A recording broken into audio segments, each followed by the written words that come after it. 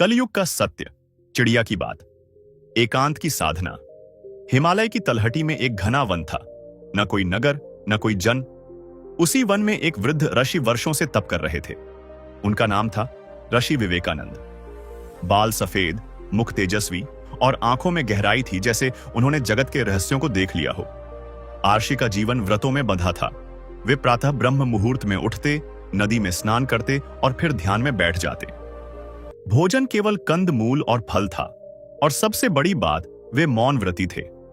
वर्षों से किसी से कोई बात नहीं की थी। परंतु एक दिन कुछ असामान्य घटा। जब आर्षि ध्यान में लीन थे, तभी उन्हें एक मधुर सी चहचहाहट सुनाई दी।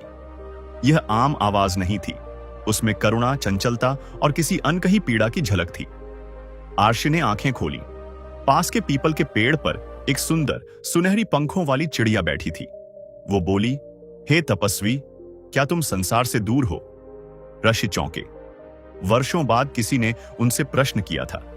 कुछ क्षण मौन रहकर ऋषि ने उत्तर दिया, मैंने संसार का त्याग कर दिया है। मैं मोक्ष के मार्ग पर हूं। चिड़िया हंसी, एक हल्की, मीठी हंसी। क्या त्याग करने से संसार पीछे छूट जाता है, या मन के भीतर ही छिपा रहता है? ऋषि थोड़े असहज हुए, परंतु वो कोई साधारण चिड़िया नहीं थी।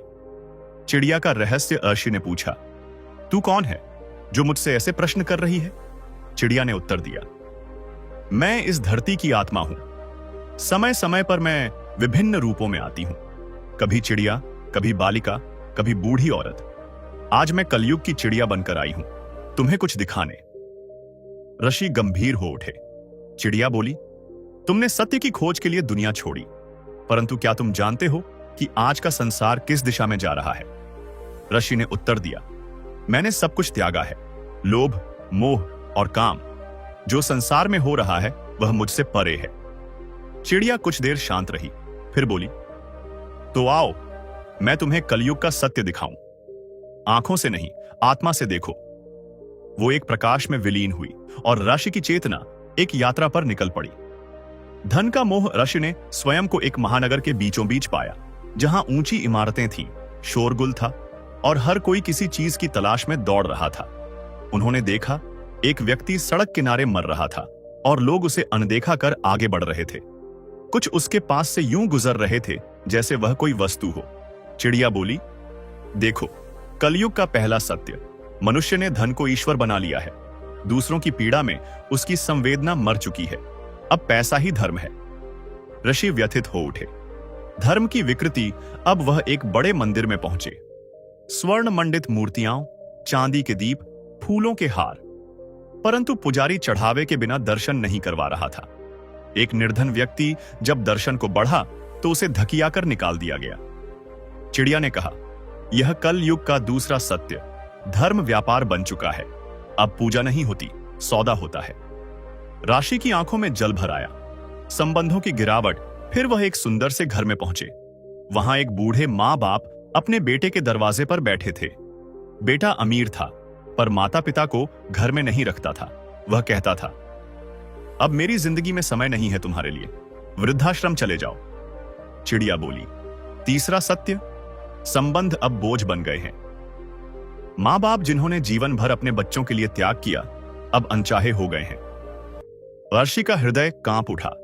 स्त्री की पीड़ा। अब वह एक गांव में पहुंचे।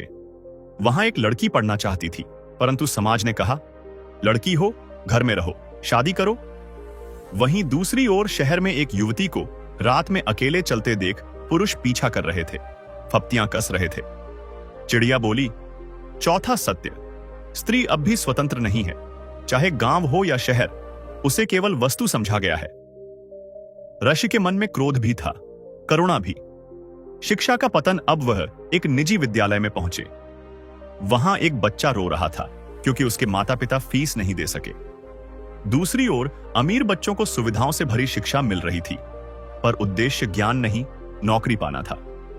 चिड़िया बोली, पांचवां सत्य, शिक्षा अब केवल डिग्री पाने का माध्यम बन गई है, ज्ञान का नहीं। अमीर को और अमीर बनाती है, गरीब को कुचल देती है। पर्यावरण की दुर्दशा। अब वह एक नदी के किनारे पहुंचे, गंगा जैसी पवित्र, परंतु कचरे से भरी। चिड़िया बोली, छठा सत्य, मनुष्य अब अपने ही घर को नष्ट कर रहा है।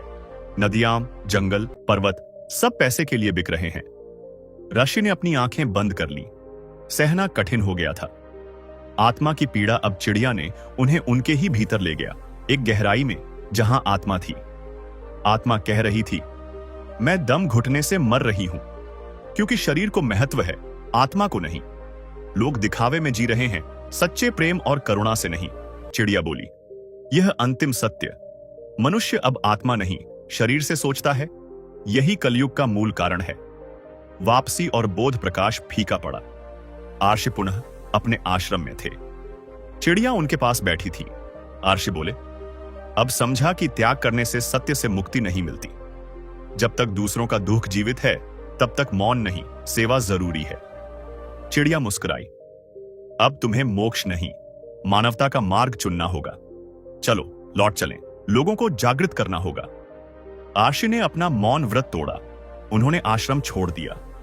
एक नई शुरुआत। आर्षि नगरों, गांवों और विद्यालयों में गए। उन्होंने मानवता, करुणा और आत्मज्ञान का संदेश दिया। उन्होंने चुपचाप सेवा नहीं की, बल्कि शब्दों से, कर्मों से, प्रेम से लोगों को जोड़ा। चिड़िया अब उनके साथ नहीं थी, पर उसकी बात उनके हृदय में जीवित थी। जब तक मनुष्य आत्मा को नहीं पहचानेगा, तब तक कलयुग उसका भाग्य रहेगा। कलयुग बाहर नहीं, हमारे भीतर है। जब हम धन को धर्म से ऊपर रखें, जब हम संबंधों को बोझ समझें, जब स्त्रियों को स्वतंत्रता से वंचित रखें, जब शिक्षा को व्यापार बना दें, जब पर्यावरण की हत्या करें और जब आत्मा की आवाज को अनसुना करें, तब हम कलयुग को जन्म देते हैं। पर यदि हम चाहें तो भीतर से सत्य, प्रेम, सेवा और करुणा के माध्यम से सतयुग की शुरुआत कर सकते हैं।